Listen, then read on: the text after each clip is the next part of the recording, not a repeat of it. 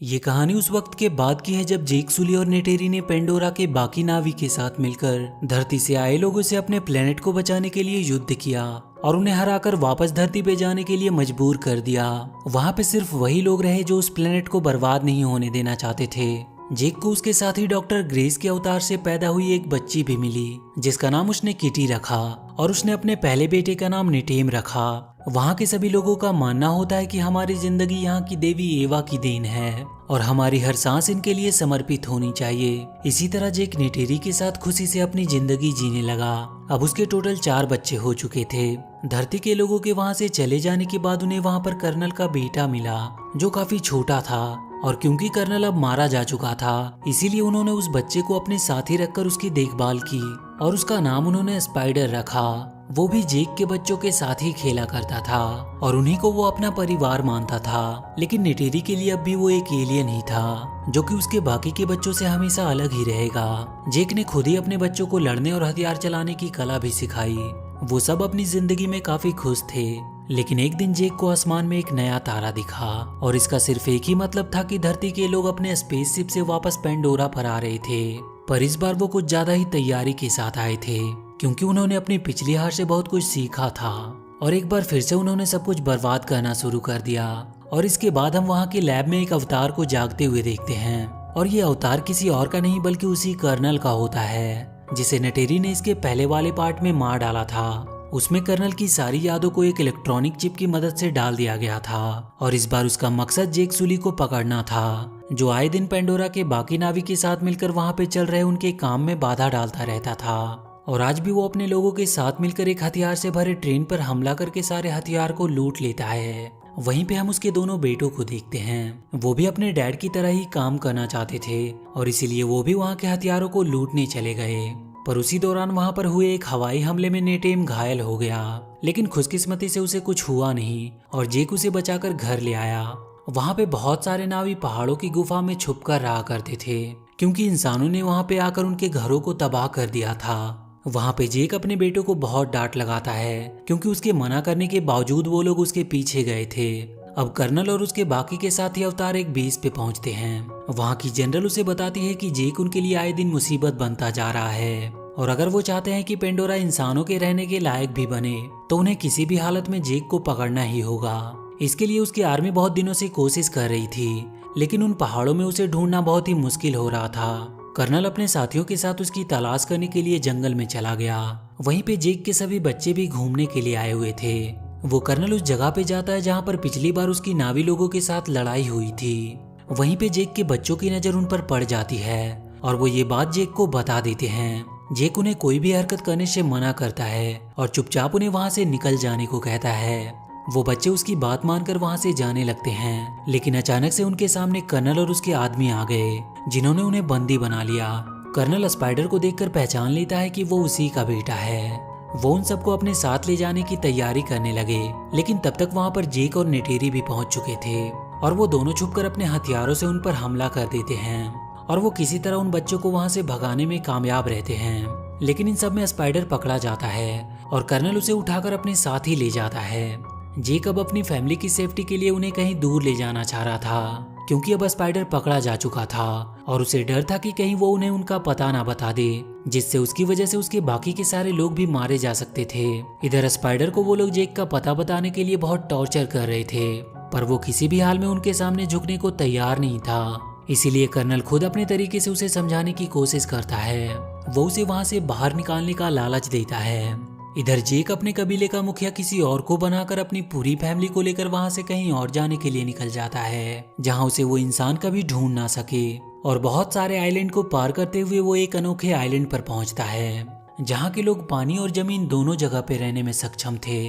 वहां के सारे लोग उन्हें देखकर वहां पे इकट्ठा हो जाते हैं। वो अपने से अलग लोग को देखकर थोड़ा हैरान भी थे और थोड़ी ही देर में वहां पर उनका मुखिया भी आ जाता है। जेक उनसे आग्रह करता है कि वो उसकी फैमिली को वहां पर रहने की इजाजत दे दे पर वहां का मुखिया उससे कहता है कि वो लोग पानी में रहने वाले हैं और वो लोग उनके साथ रह नहीं पाएंगे। लेकिन जेक का मानना था कि वो लोग बहुत जल्द उनके तौर तरीके सीख जाएंगे और बहुत जल्द वो अपने आप को इस काबिल बना लेंगे कि वो वहां पे आराम से रह सके।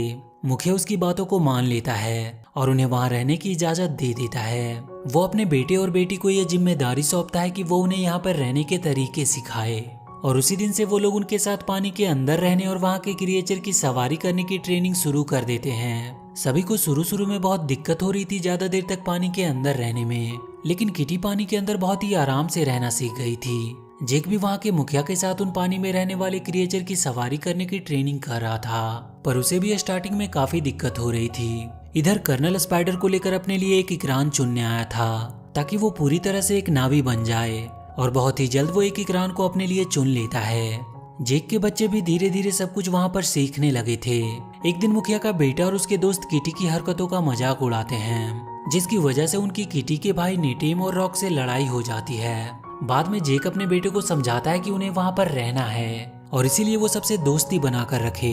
अगले दिन रॉक्स जाकर मुखिया के बेटे से माफी मांगता है और उसकी तरफ दोस्ती का हाथ बढ़ाता है, पर वो उसका दोस्त बनने का नाटक करते हुए उसे लेकर वो एक जगह पे आता है और उससे कहता है कि यहाँ पे वो लोग शिकार करते हैं। और जब रॉक्स वहाँ पे शिकार करने जाता है तो वो सब उसे अकेला छोड़कर वहाँ से चले जाते हैं। जैसे ही रॉक्स ने अपने तीर से वहाँ की एक मछली को मारा, वो देखता है कि वो वहाँ पर अकेला है और सभी लोग उसे छोड़कर जा चुके हैं। और तभी एक बड़ी सी मछली उसके ऊपर हमला करती है। वो अपनी जान बचाने के लिए वहाँ से भागने लगा और अपने आप को एक पत्थर के बीच में छुपा लिया, लेकिन अब उसकी सांसें खत्म हो रही थी, इसीलिए वो वहाँ से बाहर आने लगता है। लेकिन वो मछली एक बार फिर से उसके ऊपर झपटती है और वो जैसे ही उसे मारने वाली थी कि तभी एक बहुत ही बड़ी सी वेल आकर उस मछली को मार देती है। लेकिन रॉक्स की सांसें अब खत्म हो रही थी और वो डूबने लगता है। थोड़ी देर बाद जब उसकी आंखें खुली तो वो अपने आप को उसी वेल के ऊपर पाया।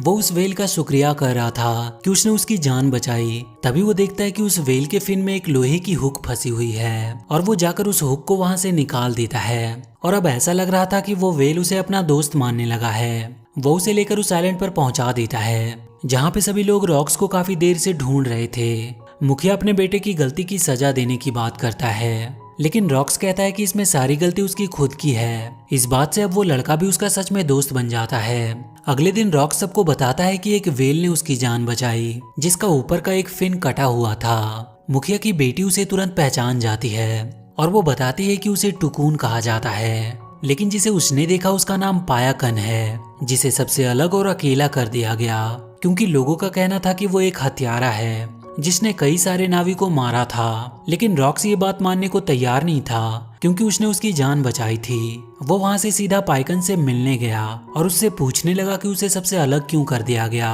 वो पाइकन उसे लेकर समुद्र की गहराइयों में चला गया। इधर कर्नल अपने साथियों के साथ जेक की खोज में था।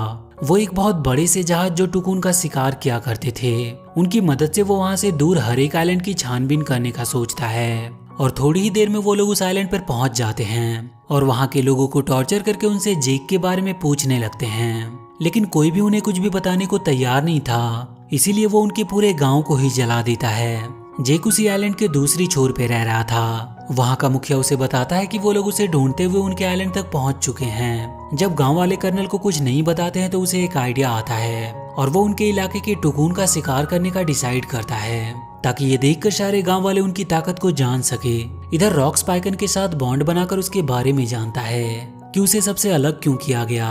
रॉक्स उसमें देख पाता है कि कैसे हंटर्स ने उन पर हमला किया था, जिसमें कई नावी और टुकून मारे गए, लेकिन सबने उसे ही किलर समझा।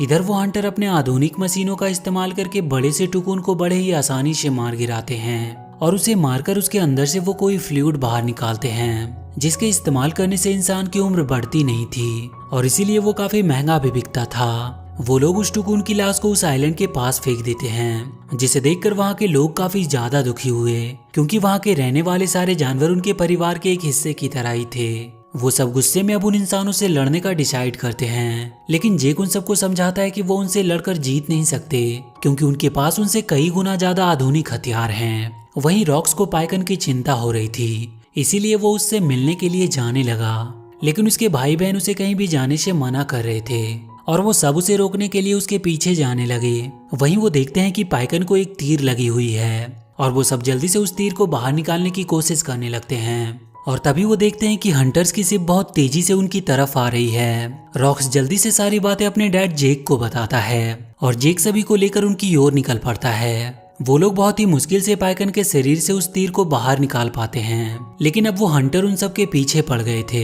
क्योंकि वो कर्नल उन्हें पकड़कर जेक तक पहुंच सकता था। वो सब भागने की बहुत कोशिश करते हैं, लेकिन आखिरकार वो उनके जाल में पकड़े जाते हैं। कर्नल उन्हें अपने इकरान से उठाकर उस शिप पर ले आता है और उन सबको कैद करके वो जेक को अपने पास बुलाता है। जेक अकेला ही उसकी तरफ बढ़ने लगा क्योंकि उसने उसे अकेला ही आने को कहा था, पर तभी अचानक से पाइकन उस शिप पर हमला कर देता है और वहां पे चारों तरफ तोड़ फोड़ मचा देता है। ये देखकर जेक और उसकी सेना को भी हमला करने का मौका मिल जाता है और वो सब उन पर टूट पड़ते हैं। नेटेरी भी अपनी इकरान पर बैठकर अब हमला कर रही थी। उन सारे बच्चों को भी कैद से छुड़ा लिया जाता है, लेकिन इस बार वो किटी को पकड़ लेते हैं और वो शिप भी अब टूट रही थी और किसी भी वक्त वो डूबने वाला था। उसी लड़ाई में भागने के दौरान जेक के बड़े बेटे नेटेम को गोली लग जाती है और इस वजह से उसकी मौत हो जाती है। इधर जेक की बेटी किटी अभी भी कर्नल के कब्जे में थी। जेक और नेटेरी अब पूरे गुस्से में उसे मारने के लिए निकल पड़ते हैं और वहां शिप पे पहुंचते ही वो दोनों घायल शेर की तरह उन सब पर टूट पड़ते हैं और वो उन्हें बहुत ही बुरी मौत मारते हैं। लेकिन वो कर्नल किटी को चाकू की नोक पे रखकर जेक से उसका हथियार फेंकने को कहता है, लेकिन तभी नेटेरी स्पाइडर को पकड़कर उसे मारने की धमकी देती है, जिससे डरकर कर्नल किटी को छोड़ देता है। जेक सबको वहां से जाने का बोलकर खुद कर्नल से लड़ने लगता है, लेकिन अब वो शिप पूरी तरह से पलटने वाली थी, जिसकी वजह से वो सब शिप के अंदर ही फंसने लगते हैं। जेक आखिरकार किसी तरह कर्नल को मारकर वहीं पानी के अंदर फेंक देता है, लेकिन अब उसकी भी सांसें खत्म हो रही थी और उसे वहां से बाहर निकलने का कोई रास्ता भी नहीं मिल रहा था। इधर नेटेरी भी अपने सबसे छोटी बेटी के साथ उसी शिप में फंसी हुई थी क्योंकि उसे भी कहीं बाहर जाने का रास्ता दिखाई नहीं दे रहा था। तभी नेटेरी के पास किटी आती है जो उसे सही रास्ता दिखाकर बाहर ले आती है और जेक को उसका बेटा रॉक्स बाहर निकाल लाया।